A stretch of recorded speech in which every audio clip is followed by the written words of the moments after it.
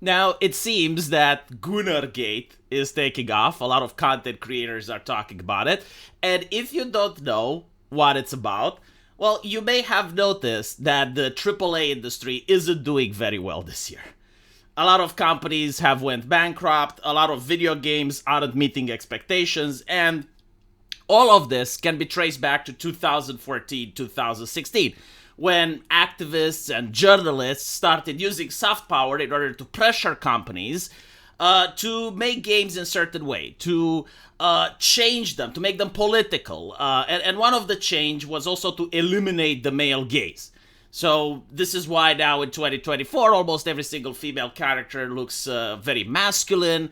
It's got like a square jawline, broad shoulders, small breasts, pronouns, chest scars, cellulitis, all that shit, right? And it doesn't seem that the customers want to buy this. And as such, a lot of people from various ideologies and various walks of earth have banded together and have said, like, no, we're not going to buy these games anymore. Like, we're going to start buying games when the companies are going to sell us a product that we like. And so, this actually worked. I mean, this year, customer purchases were effective in telling the companies that, no, we do not like these games that you're making for the modern audience, because we like games that are timeless, games that we used to play back in 2014. We do not want games in the now. Like, just because dubstep is popular now doesn't mean that your new Warcraft game needs to have dubstep. It's going to age poorly, right? So stop using modern day talking points and force them into your game. Stop using modern day aesthetics and force them into your game. Just make games that are entertaining. And so people stop buying it. AAA is doing poorly in the West, but is doing amazing in China, in South Korea, and some indie games in Japan. And so a lot of people are now buying Asian games, and for some reason, individuals believe that the battle against woke ideology has been won. They believe, like, okay, well, there's a lot of layoffs at these companies. They did get the memo. So now all is good. And you have like individuals within the movement that now want to gain control of the movement. That they want to dictate to other people what we do next. And one such example is influential content creator Melanie Mack, who came out and asked, like, is this what gamers want? And the answer is fuck yes. I mean, they're spending money. The market is showing that this is actually what gamers want, but it wasn't a question like her trying to find out. Like, she wasn't actually trying to learn if this is what gamers want. It was trying to shame, right? She's using words like degenerate. She's using words as shame tactics for a gacha game. And, you know, my nose is smelling hypocrisy here because she was promoting Stellar Blade, a video game that has a lot more nudity in it than Luna from the gacha game. And she's also saying bizarre shit. It's like, oh, I'm fine with this level of nudity, but not more. And I'm like, okay, so you speak on behalf of God now? It just so happens that God is also fine with your level of nudity, but like God actually says that this much, no further?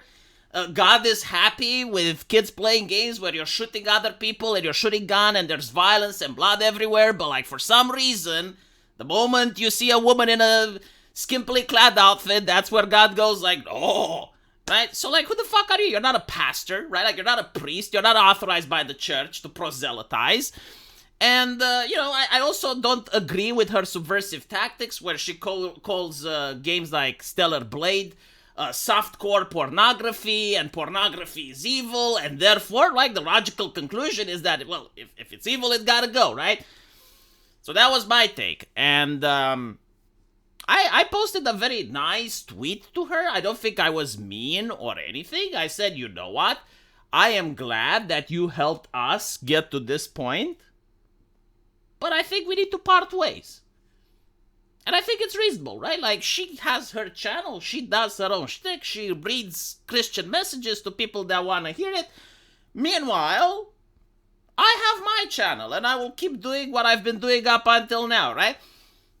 But apparently, some people didn't like my take. Some people thought that I was mean. Other people thought that this was uncalled for. And other people said that I'm misrepresenting her.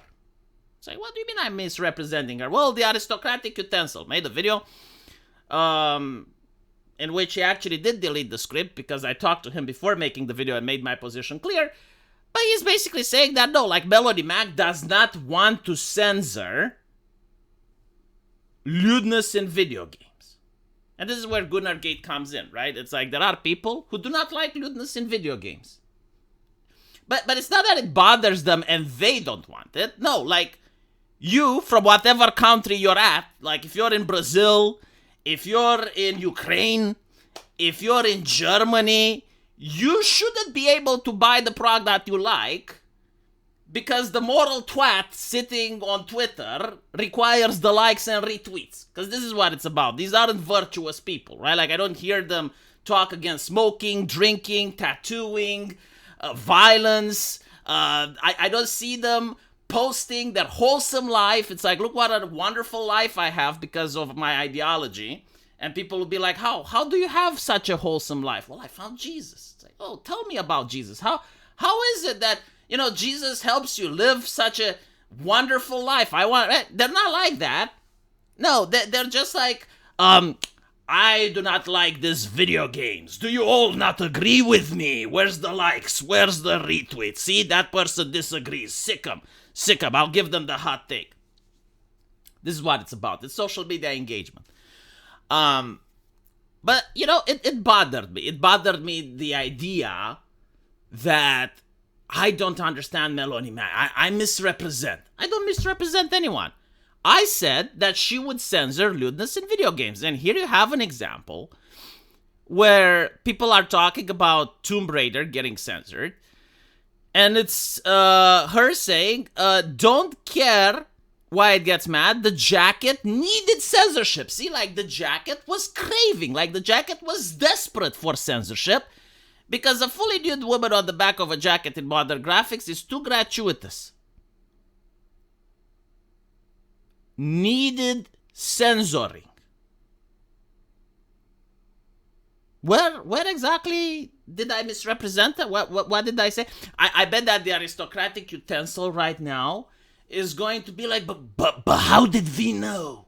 How did you know this? You know, he's going to be asleep and in the middle of the night, he's going to wake up and it's like, but how did I miss it? Were the signs not there? Did I overlook? How could I not have foreseen? How does V do this? Like my introspection was flawless.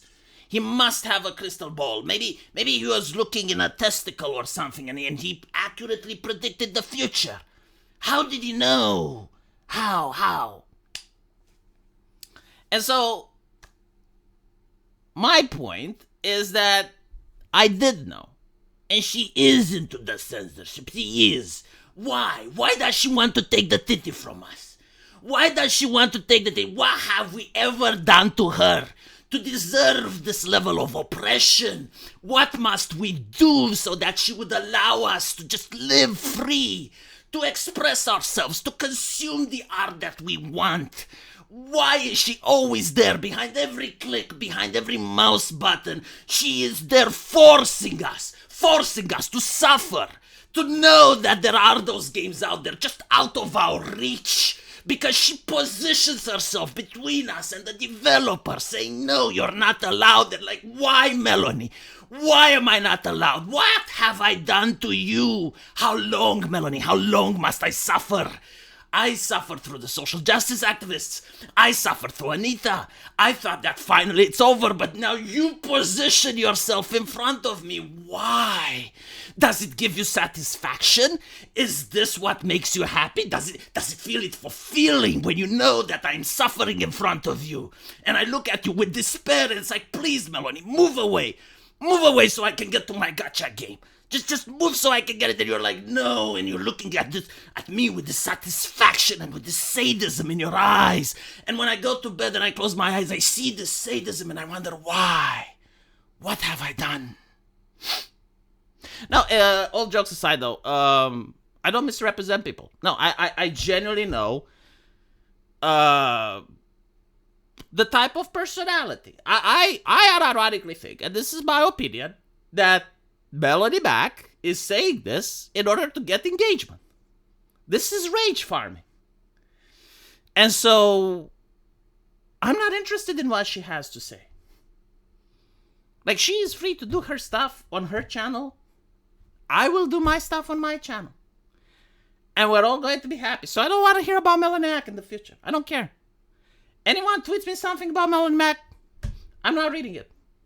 Let me know what you guys think, and I'll see you in the comment section. Take care.